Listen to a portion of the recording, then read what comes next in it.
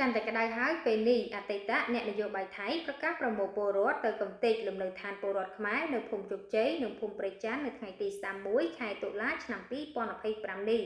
ប្រទេសថៃអតីតអ្នកនយោបាយថៃបុគ្គលវីរៈស៊ុំខ្វាឃីតកើតទុកមិនសុខចិត្តជាមួយនឹងលទ្ធផលកិច្ចប្រជុំពេញអង្គគណៈកម្មការចម្រុះខណ្ឌសីមាព្រំដែនគោកកម្ពុជាថៃ GBC នៅខេត្តចន្ទបុរីប្រទេសថៃចាប់ពីថ្ងៃទី21ដល់ថ្ងៃទី22ខែតុលាឆ្នាំ2025ដោយបុគ្គលនេះថាថៃចាញ់ប្រៀបកម្ពុជាក្នុងកិច្ចប្រជុំ GBC ហេតុនេះក៏ប្រកាសប្រមូលពលរដ្ឋថៃទៅដណ្ដើមយកនិងវាយកំទេចលំនៅឋានពលរដ្ឋខ្មែរនៅភូមិជោគជ័យភូមិនងច័ន្ទនិងភូមិព្រៃច័ន្ទភូមិនងយ៉ាកែវនាថ្ងៃទី31ខែតុលាឆ្នាំ2025នេះ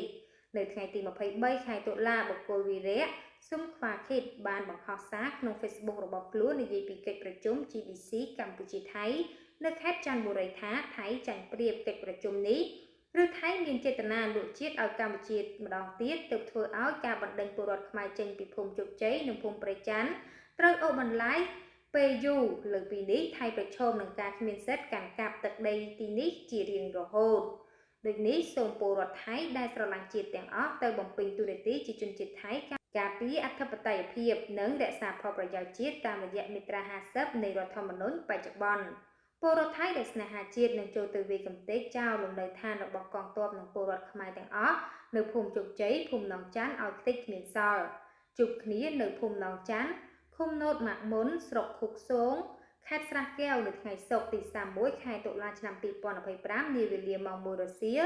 សូមពលរដ្ឋទៅជួយគ្នាបំពេញតួនាទីជាជនជាតិថៃកាលពីខែសីហាកន្លងមកវីរៈស៊ុំខ្វាឃីតបានដាក់ពាក្យបណ្ដឹងឲ្យចាប់មេបញ្ជាការយុទ្ធភូមិភាគ1ពីបទពុំបណ្ដឹងពលរដ្ឋខ្មែរចេញពីភូមិជោគជ័យនិងភូមិព្រៃច័ន្ទព្រមទាំងប្តឹងអភិបាលខេត្តស្រះកែវក្រោយពីផ្ដល់បទសម្ភាសន៍និយាយការពិតថាតំបន់ដែលកងទ័ពថៃរីបន្លាលួចជាទឹកដីរបស់កម្ពុជា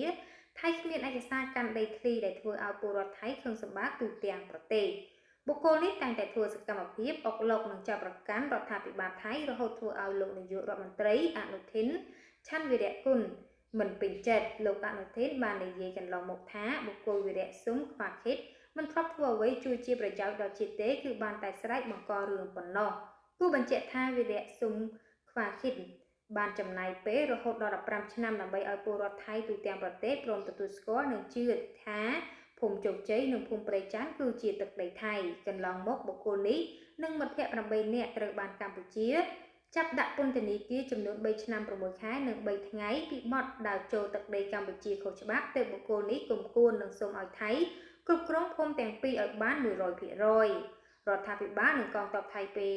នោះនៅឆ្នាំ2010ប្រាប់ឲ្យបុគ្គលនេះព្រមទទួលកំហុសដើម្បីឲ្យកម្ពុជាដោះលែងពីពន្ធនាគារប៉ុន្តែនៅតែពុំទទួលស្គាល់កំហុសរបស់ខ្លួនរហូតមកដល់ពេលនេះមានរយៈពេល15ឆ្នាំហើយដែលវីរៈស៊ុំខ្វាមឃីតប្រឹងប្រែងធ្វើឲ្យពលរដ្ឋថៃជឿថាខ្លួនធ្វើសកម្មភាពមានប្រយោជន៍សម្រាប់ជាតិប៉ុន្តែថៃបណ្ដោយឲ្យពលរដ្ឋខ្មែរចូលមកតំបន់ព្រំដែនខេត្តស្រះកែវដូច្នេះត្រូវបណ្ដេញពលរដ្ឋខ្មែរចេញពីលំនៅឋានដើម្បីឲ្យពលរដ្ឋថៃចូលមករស់នៅ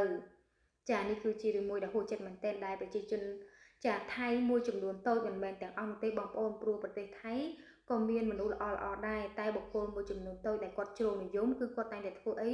លើកព្រំដែនតកតងទៅនឹងព័ត៌មាននេះក៏បានបញ្ចប់សូមអរគុណសូមជម្រាបលា